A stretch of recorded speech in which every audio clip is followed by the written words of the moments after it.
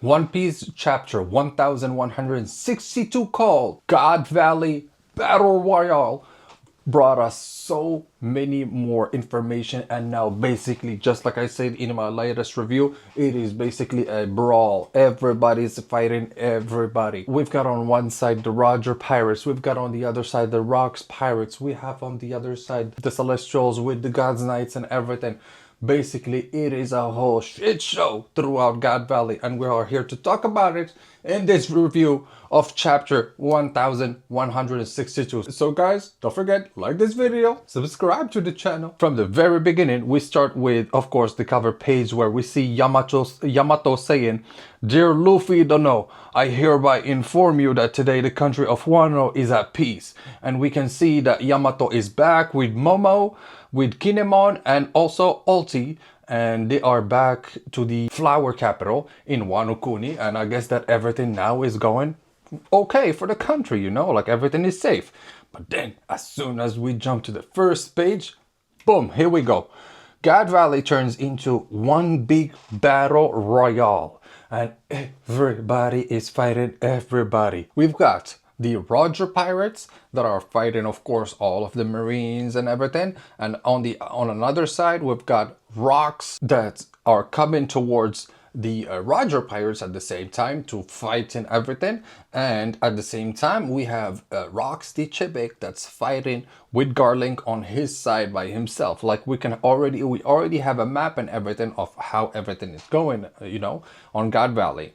And from that point of perspective, we see that basically Goldie Roger is telling Rayleigh to run, to take Shaki and go for it. It is time to take whatever they need to get, all the treasure they need to get, and go for it, you know? So now it is time to flee. But then even the Rocks Pirates are like, yes, now it is time to basically steal everything we can and escape, because now it's time to go, and Shaki is rescued in a way. And still they are fighting for whoever is gonna be getting Shaki, because they don't like that Silver's Rayleigh is the one who got it. Like, for example, Shiki would appreciate himself to be the one who saves her to get her at the end, you know? And then as we jump to the next scenes where we see Ivankov and Kuma actually get into the warehouse number 1, and in that warehouse they find the devil fruit powers, the treasures of God Valley basically, and one of them is basically the pawpaw fruits that Kuma is basically going to eat, but we don't know per se the devil fruit power that Ivankov has, and I'm probably guessing that that is the Azure Dragon fruit, you know. And from here, boom, Big Mom shows up and she strangles Ivankov as hard as she can because she wants the devil fruit power, and she takes it. And from here, as soon as she takes it, she turns around and she looks at Kuma. Kuma is like, I don't know what to do, but as he has the devil fruit power right in his hand, he's like, gulp, and he eats it. So at least Kuma, from that perspective, now, boom, he's got the pawpaw fruit and he can start using it. But Big Mom is pissed and she's looking at him like, God damn it, fucking this, I wasted one. And Ivankov says that even if they are able to just save at least just one person, it is their victory. That is it. And through all of the brawl that's going on in God Valley and everything, on the Marine side, everybody is like, what the hell is going on? It looks like the pirates won, and it looks like the pirates are literally ravaging everything. We gotta stop this. We gotta protect whatever we need to protect, and we gotta go, you know. And even on that perspective, Garp is there on the Marine side, and he's basically on the phone on the Denden Mushi with Sengoku, and he's talking to Sengoku like, and from Garp's mouth he says, hey Sengoku, did you know about all of this? Sengoku is like, if I recall, there was a man who asked the same thing, and then he disappeared from the Navy. So this means that what I'm seeing isn't a dream, but... And Garp is like, this is reality, basically. So he cannot believe all the atrocities that the Celestial Dragons have done. And basically you can see on 2 pages right here, you can basically see that there's a bunch of civilians killed left and right. And he cannot believe that this is what happened and this is what the Celestial Dragons are up to. And from that perspective, now we can ask ourselves, what is actually Garp's perspective on his justice and on the Marines? Like, why does he not do anything about it even when he sees stuff like that happen? Like Dragon, for example, when he saw that happen, that's it. He was like, you know what? Revolution, bitches.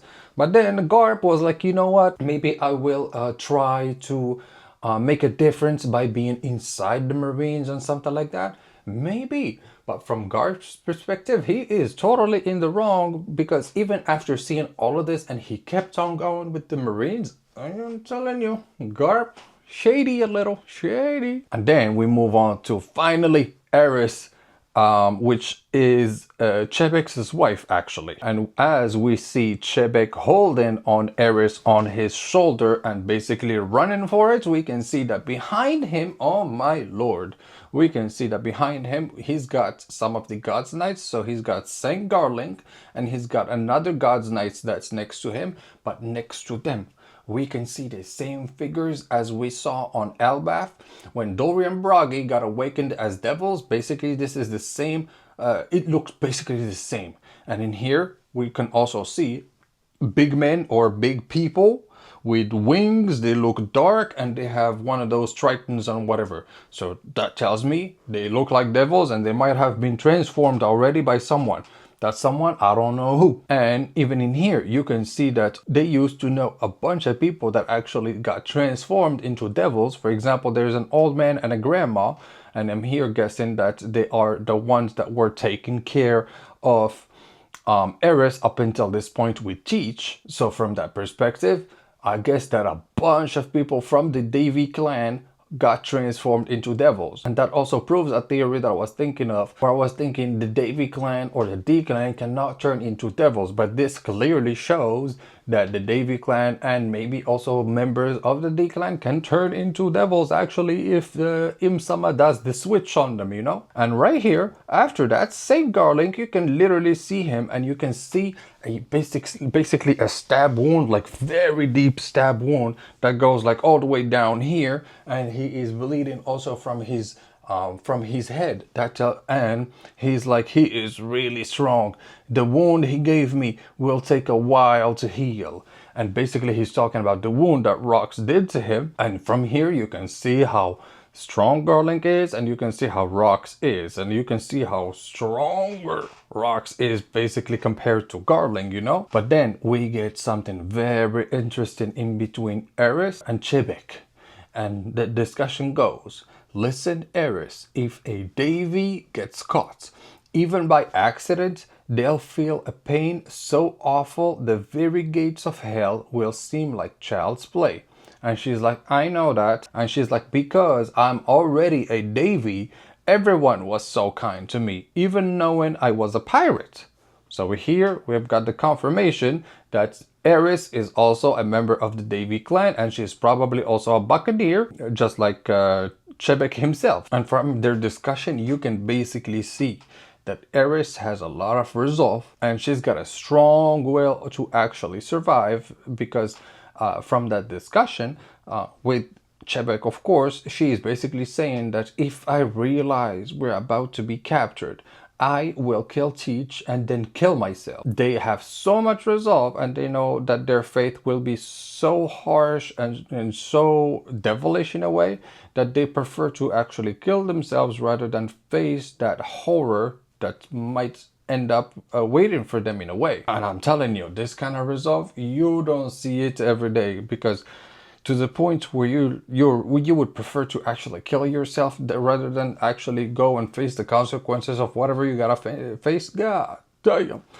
But then she says, we'll find a way to survive and meet again in Lelouchia. So now maybe she actually survived, and she made it to Lelouchia with Teach and all of that. So maybe Teach's mother is still actually alive in Lelouchia. Maybe we actually saw her already. Who knows? But I don't think so. I don't think she's still alive. And then as she basically gives Chebek all of that resolve and everything, now he is resolved to actually turn around, leave them be, and start on protecting them by actually fighting off some of the people. For example, just like Saint Garling. And as soon as Saint Garling shows up, Rox takes his, or Chebek, now I'm gonna get it twisted, I'm gonna always talk about it like that. But Chebek basically takes his sword and he whoosh, he slashes basically the ground and he makes a giant hole into a line, and he tells them, anybody that comes after this line, that's it, you're mine. And he tells them, you ain't getting past here. Bring it on, you bloody beast. And as he tells him that, boom, they start on fighting with Garling. And then we jump in again to the page where Lin Lin, aka Big Mom, actually has in her hand the Ua Ua no Mi Maro Azure Dragon, and she was thinking to actually give it to Katakuri. But then, from behind her, somebody jumps in the air, and he's got a kanabo in his hand. And you will guess it is Kaido indeed. And he's brah, and he hits basically Lin Lin from the back, and basically the devil fruit jumps in the air, and he jumps at it, and he puts it in his mouth. Basically, he eats it in the air, and that's how Kaido is actually now able to transform himself into a dragon, because right after that, in some of the other pages, he is basically literally right away able to transform himself into a dragon. And from my understanding, I was thinking that he had like the fish fruit models, something specific like that, specific fish that goes against the cascade, and when he gets up there, that's when he transformed into a dragon. But I guess not, because in here, from the get-go, he transformed into a dragon. So it tells you about the potential of Kaido in a way. And then, we don't forget also, there's also a page, a perfect double page in a way, where on one side you see Dragon, on the other you see Eris. Dragon is basically trying to rescue Shanks, and Eris on the other is trying to rescue Teach. They are both basically trying to do the same thing, which is they are not allowing their kids or those kids to actually die, because it is absolutely foolishness. Like, what the hell is going on in God Valley, you know? But then as we jump in again to now the warehouse number 2, where the gold pirates discover a lot of gold everywhere, and also some devil fruit, so they decide to basically start on grabbing everything they can grab and go for it. But then as we get very close to the ending of the chapter, and we see that in one page, basically just like I was saying, Kaido is literally flying already off the ground and into the air and everything. Like, he's already able to do everything he's able to already from the get-go with his devil fruit power, which is crazy. But then we get a discussion in between Saturn and somebody, and Saturn basically is talking to Im, and Im is like, Saturn, did Rox finally die or what?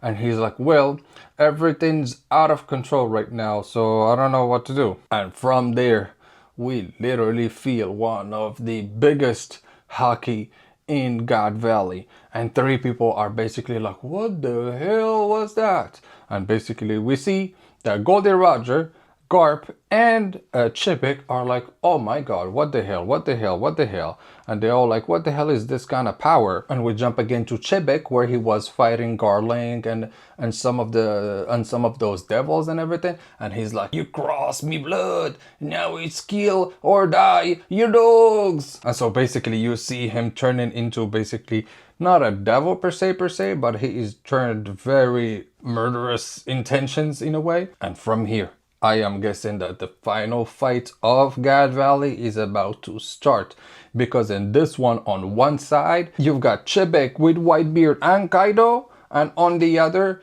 you've got Garp and Goldie Roger, and on the other side you've got basically Saint Saturn that is now transforming and trying to host Im-sama into his body. So you're guessing that Im is gonna be into the fight too. So throughout all of this, basically it is gonna be, on top of this brawl, is gonna be an even bigger brawl that will literally bring the whole death maybe of, for example, Rox, or aka Chebek, in this whole situation. I don't know if his wife Eris is gonna die too, but hopefully not, you know.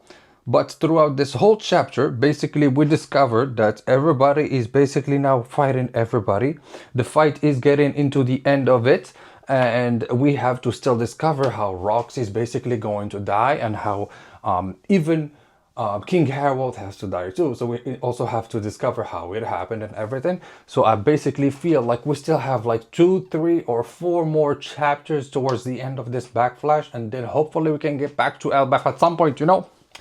And on that note, guys, don't forget to like this video, subscribe to the channel, and your boy is gonna see you in the next one. Peace.